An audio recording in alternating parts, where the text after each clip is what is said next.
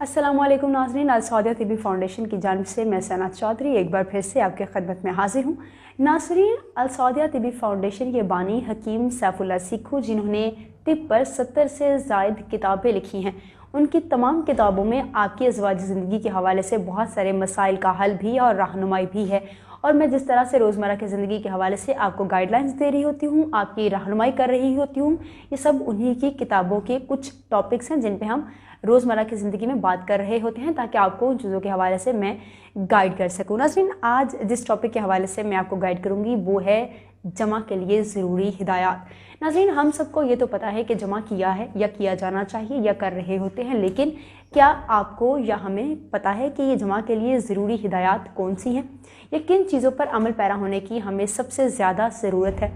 ताकि हम उसकी शहवत और लुत्फ़ को महसूस कर सकें। नाज़रीन, इन सब चीज़ों के हवाले से हमें हमारे लिए जानना खासा ज़रूरी होता है।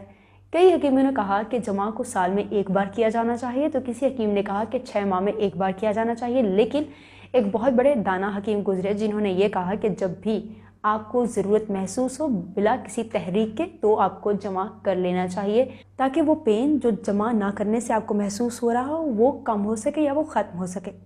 नाज़रीन, जो दुबले पतले लोग होते हैं उनमें जमा की तलब कुछ ज़्यादा होती है, या आप ये कह सकते हैं कि उनमें शहवत को लेकर कुछ ख़ास तलब होती है।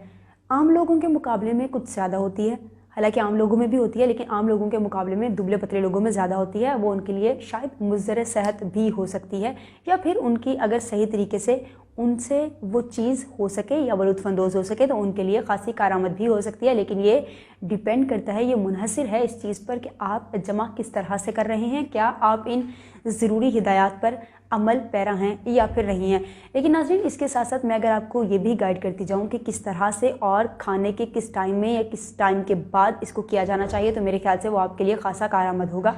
तो नाज़रीन, मैं आपको बताऊँ कि मछली खाने से या मछली खाने के बाद जमा करने से आपको पागलपन हो सकता है, आपको मेंटल डिसऑर्डर जैसी बीमारी से गुजरना पड़ सकता है। जी हाँ नाज़रीन, इसके अलावा खाना खाकर जमा करने से आपको बहुत सारे प्रॉब्लम्स का जो है वो उसको फेस करना पड़ सकता है, जिसमें रगों का खिंच जाना है, आपकी मेंटल डिस्टर्बेंस है, या फिर आपके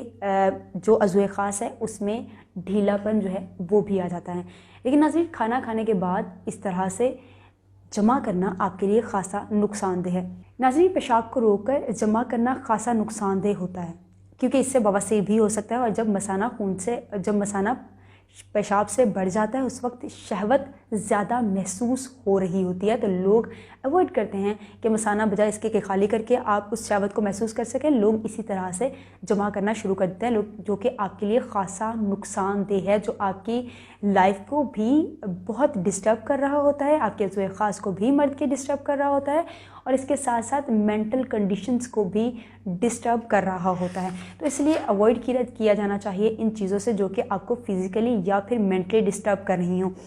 नाज़रीन, इसके साथ साथ आपको ये भी बताऊं कि 13 साला जो लड़की है, यानी कि जो बालिग अभी नहीं हुई, ऐसी लड़कियों के साथ जमा करना नुकसानदेह हो सकता है, या फिर उन औरतों के साथ जमा करना भी नुकसानदेह हो सकता है जो कि बच्चे पैदा करने के बाद या जिनमें माहवारी नहीं हो रही, ऐसी औरतों के साथ जमा करना नुकसानदेह हो सकता है अनटिल अनलेस उनको शहवत महसूस ना हो रही हो। नाज़रीन, अगर उन्हें शहवत महसूस नहीं हो रही और आप उनके साथ जमा कर रहे हैं तो ये आपके लिए और उस औरत के लिए, दोनों के लिए ही नुकसानदेह है। लेकिन नाज़रीन, कुछ ऐसे हज़रात भी हैं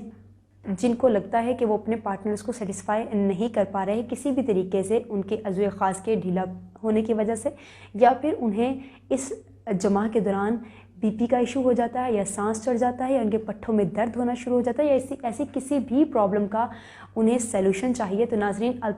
अल सौदिया तिबी फाउंडेशन एक बार फिर से आपकी खिदमत में हाजिर है। जी हाँ नाज़रीन, हमने एक दवाई तैयार की है जिसका नाम मौजूने गुले ज़ाफ़रान है। ये खासी कारामद है उन लोगों के लिए जिनको